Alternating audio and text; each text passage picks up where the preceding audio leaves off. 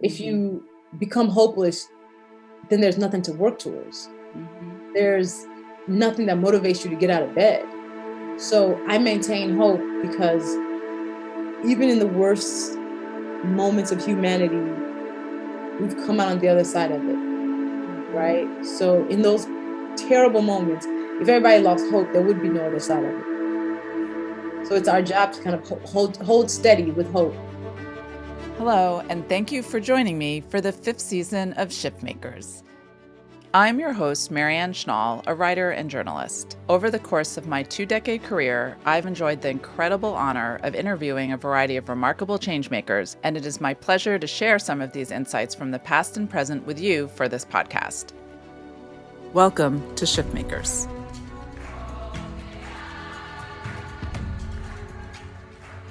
For many, this year began with unprecedented challenges. So I wanted to devote my initial episodes of this season to sharing wisdom from my archives about strength and resilience.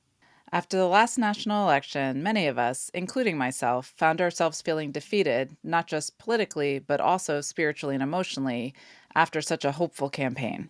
Now, as we enter a new political chapter in our country in which so many issues and communities are under threat and so many hard-won rights are in danger of being rolled back, in addition to ongoing global challenges of climate change, violence, and more, I am more grateful than ever for the timeless wisdom found in my archival recordings. They provide insights and strategies for how to face difficulty, take care of ourselves, and stay encouraged to create change. I hope that my listeners will find these teachings and reflections as valuable as I do in these challenging times.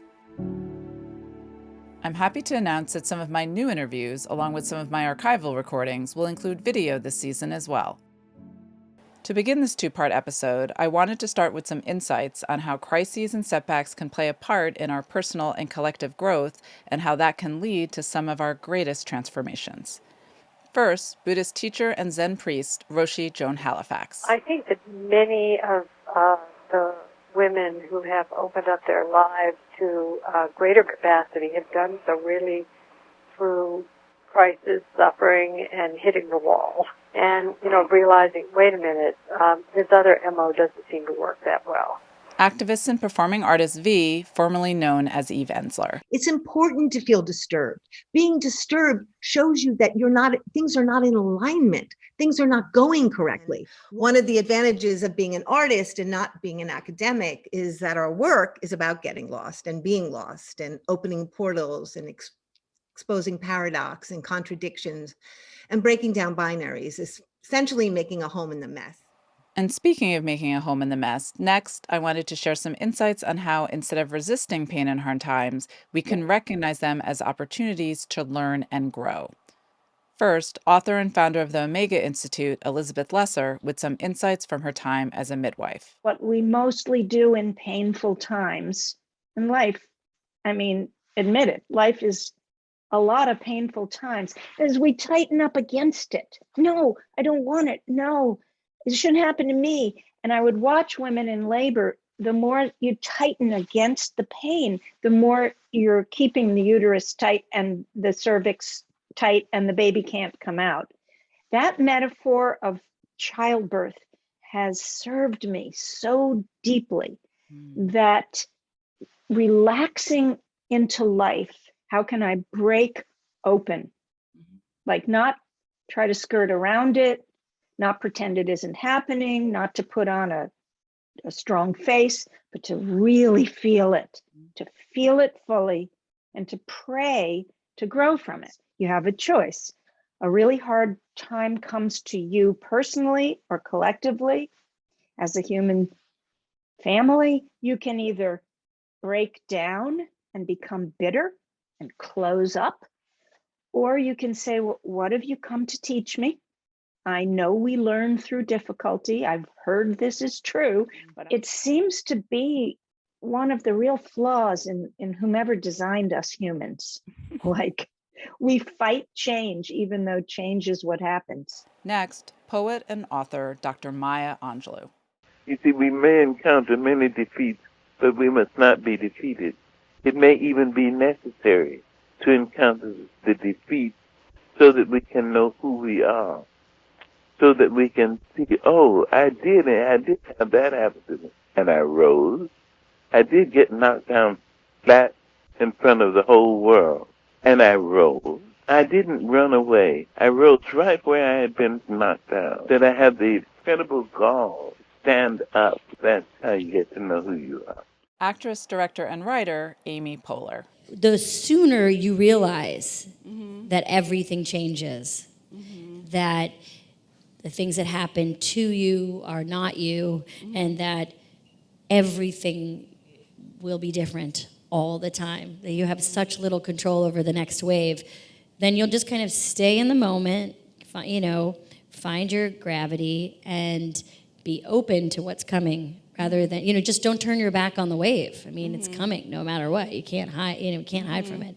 So face the waves and just, try to catch one and ride it and know it will end. And then another one will come. Former U.S. Representative Cori Bush. That trauma can't define you, but it can help lead you.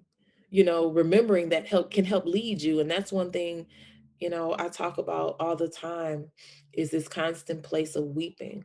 Like I always feel weeping on the inside of me. It just never stops. It never stops. It's almost like a drum beat, but it's just weeping on the inside of me. And that's the weeping of people who are still hurting, who've gone through the things or are going through the things that I've gone through and more, so much more. And it's just that reminder, like push harder, go longer, push, like fight. Like don't stop, like push for change. And so I remember what it was like to be hungry. I can still feel that pain. I remember what it was like to have the boots of those law enforcement officers kicking me from one side, to the next. I remember what that pain feels like.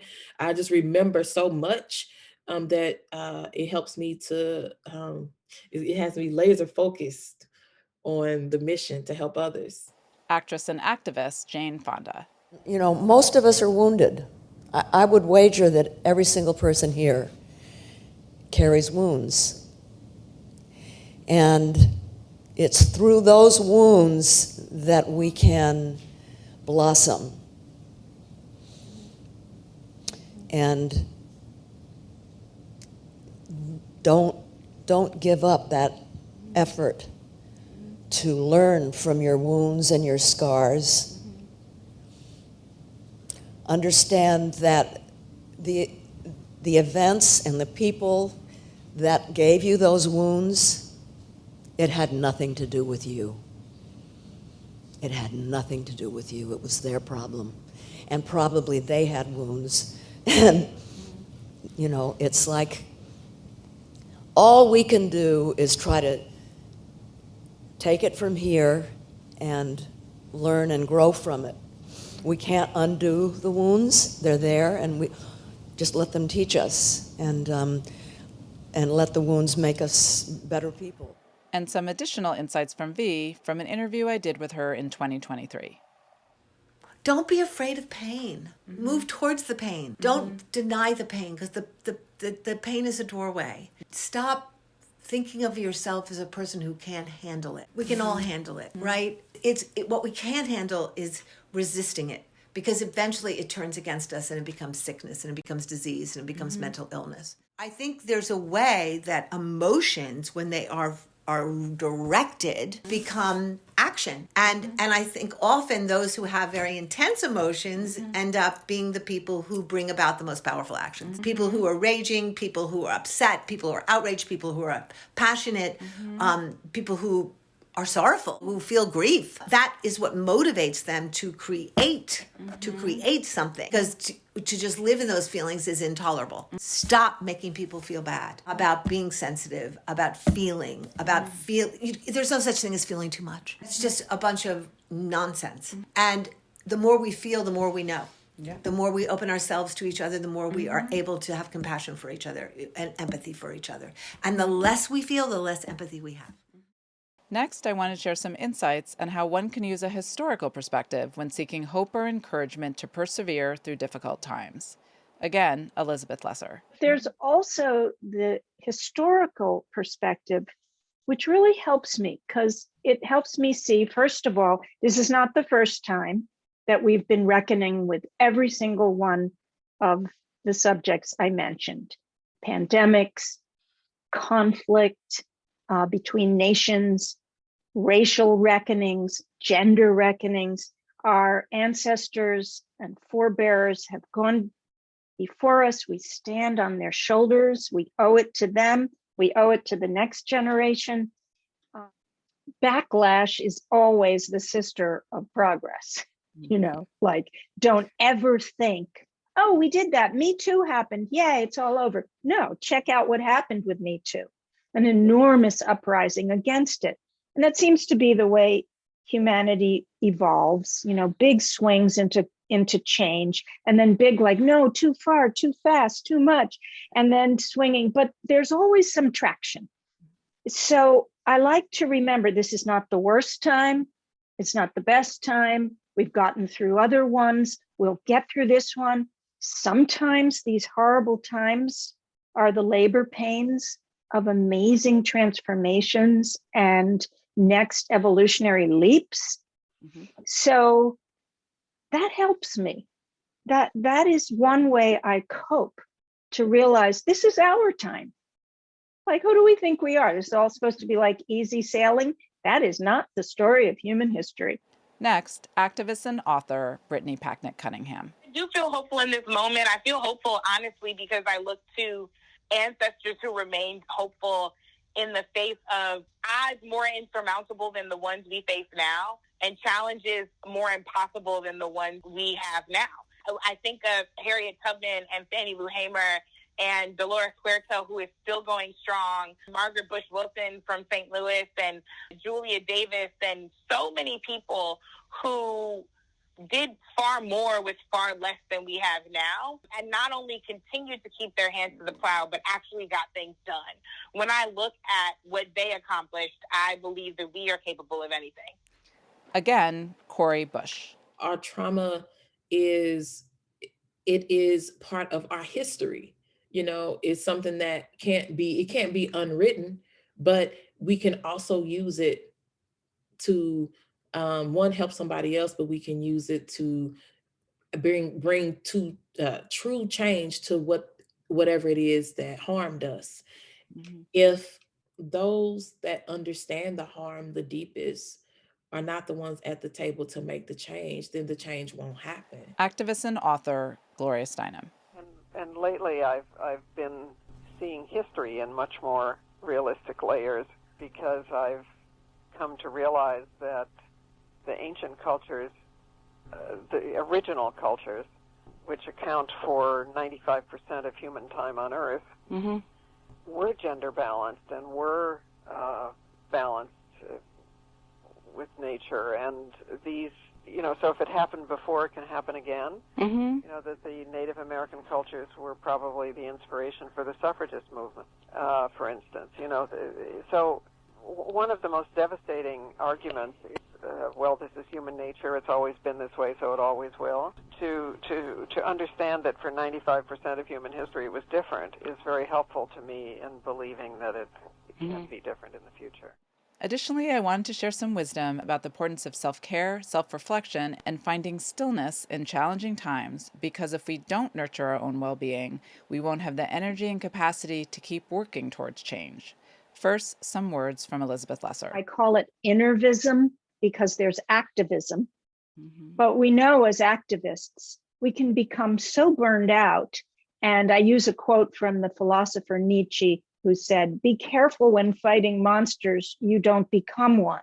Mm-hmm. And when we're in arenas where rage and anger are often our fuel, very understandably, we can be consumed by it, and then we help no one. Mm-hmm. And so I call it innervism, because I want to give some heft and weight to what inner practice is all about. It's not only to become more happy and peaceful and calm, which are all wonderful things. But it's also so that our work in the world is sustainable for ourselves, and other people too aren't put off by our extreme rage and anger, which can happen. Author, philanthropist, and media leader Oprah Winfrey. I don't know how you survive in today's world with all of the noise and the literal craziness that we are surrounded and bombarded with from the time you wake up in the morning.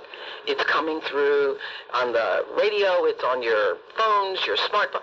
From the moment you turn on any electronic anything, you are bombarded by negative noise. If you have not prepared yourself, you then become a receptacle for all of that energy. So I literally prepare myself to be shielded from all of the negativity and to live and breathe in the space that I call God. Live and breathe in the center of myself. You don't do that, then you will take on all the negative energy that is around you. And that's why by the end of the day, you feel crazy too. Mm-hmm. So my spiritual practice is to prepare myself. If I have the time, it's 20 minutes of silence. Most times it's not. Now I have on my little timer 12. The universe be okay with 12. I do 11. Yeah, 12 is good. I think 12 is good. 12 disciples, 12 days of Christmas, 12. Again, Brittany Packnett Cunningham. The main point for me is what Audre Lorde said, that caring for myself is not self-indulgence, it is self-preservation, and that is an act of political warfare. So our thriving stands in the face of a status quo that has tried everything to subjugate marginalized people. And not only are we still here, we are also more creative than ever, more innovative than ever, more determined than ever, more vocal than ever, more powerful than ever. And that the continuation of that in and of itself is a revolution. That mindset, I think, helps me create alignment in my life such that I am doing the things that I am uniquely positioned to do and supporting others as they do the things they are uniquely positioned to do.